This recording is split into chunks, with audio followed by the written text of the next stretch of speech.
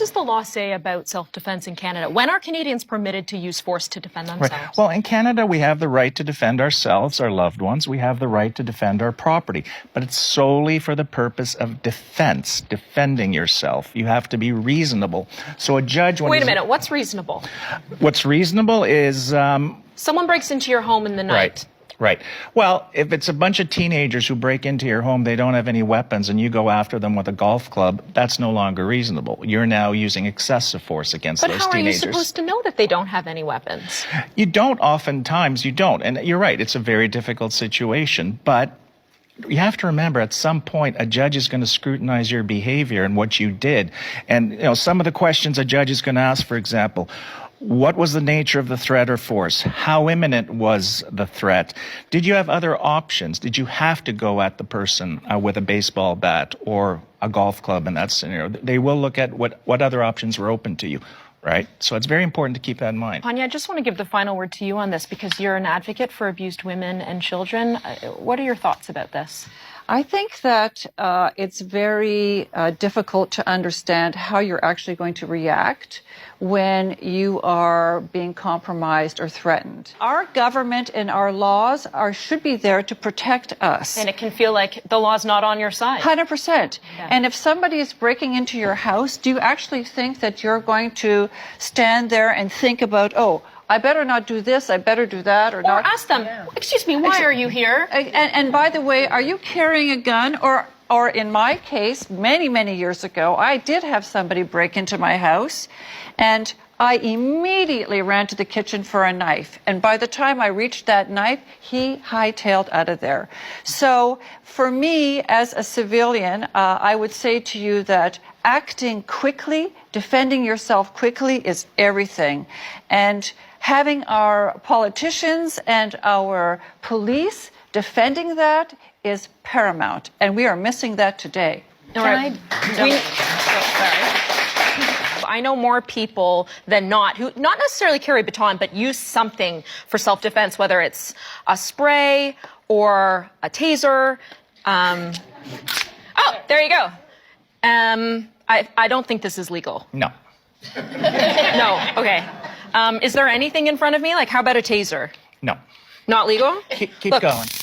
Scary sounding, though. I mean... Just make a scary sound, yeah, but... Alarm? Legal. How about spray? Totally illegal. Totally illegal? Totally. This is bear spray. Or actually, this is coyote spray. Dog spray? Nope. None of that's legal? Doesn't matter what label they put on it. It's pepper spray. It's a prohibited weapon. Not only that, aren't you more likely to get yourself into an altercation when you're carrying a weapon? I don't know. I believe that was something I read once upon a time. And so when you're showing up carrying these weapons, you're already sort of arming yourself. Yes, yeah. you're showing up armed, you're anticipating attack. So if I could just interject your statement. Texas is one of the safest states in the U.S. And the reason for that is you have the right to carry. Pretty sure in the States they have a little bit more relaxed gun laws than they do in Canada. And our gun violence in Canada is much lower than it is in the United States. I understand, Isn't that true? I understand that, but my point is simply that when we're talking about the right to survival, which is your only instinct as your human instinct is to survive, if you're out in the streets and you are carrying, I'm not saying that we should be doing that, but I'm just saying it's fascinating that in that state it is working, and it is working for that reason that everybody understands what their rights are and not to cross the line. But can I interject and just say as well, everyone who, you hope, and probably in Texas we're dealing with a lot of legal firearm owners. Yes. People who have training to use those firearms, and they have training to understand the law of what happens if they use them. Right. But the point that you're making, which is when everybody knows that everyone can fight, there's less likely to be a fight. I don't think we necessarily need weapons for that. If, as a society, we knew that we were, just like we understand most people have a driver's license, if we knew... Everyone in this room knows to that. You got to learn. You got to learn true self-defense, in my opinion, and Michelle can speak to this. But who has the training? I see the value of self-defense courses, but I think they are inadequate in a lot of situations, and I think it could put people in danger.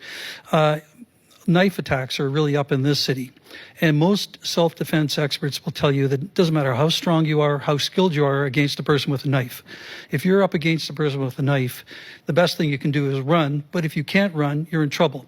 With regard to hunters and prey that was raised earlier, I think the hunters would be a little more reluctant to take on the prey if they thought the prey had a weapon of some sort. And it seems to me that the laws that we currently have are antediluvian. They're based on the life that was here maybe in the 60s in Canada. In the United States, they have stand your ground laws. They have more liberal laws in terms of defending yourself. I'd like to know whether any of the panelists are aware of an attempt, a serious attempt to improve the laws so that ordinary citizens, regardless of their abilities, can defend themselves. Well, we're not in Kansas anymore, that's for sure. That's right. In terms of the laws, we have what we have. They're pretty broad. I can't see them changing anytime soon other than weaponizing people, right? So the law as it is now, it does allow you to stand your ground. You don't have to retreat. The law in Canada does not require you to back down or retreat. You can defend yourself. You just have to be reasonable in what you're doing. But the hunters can carry bats, they can carry knives. We can't carry even pepper spray. I'm not talking about going around spraying people, liberally. I'm talking about defending oneself. To defend yourself, you can't do that. And the laws seem to be out of step with the current situation that we are now facing in our city. There are a lot of people here in this room, they can take a self-defense course, but they're not going to have the strength to withstand somebody who's really coming at. So would you agree that the laws are out of step? I think they're out of step. So why are we having this conversation? We're talking about these things because you're seeing encampments left untouched. You're seeing crime up on the TTC, people being pushed in front of buses, in front of streetcars, stabbed on streetcars. You've got these protests that are seemingly lawless, where people are shouting death to Jews. No one is doing anything about it. And so people feel, this is how private militias get started. Correct. And so people feel like they have to do something. So, what instruction do the police force operate under? Things have literally gotten out of control. I completely agree.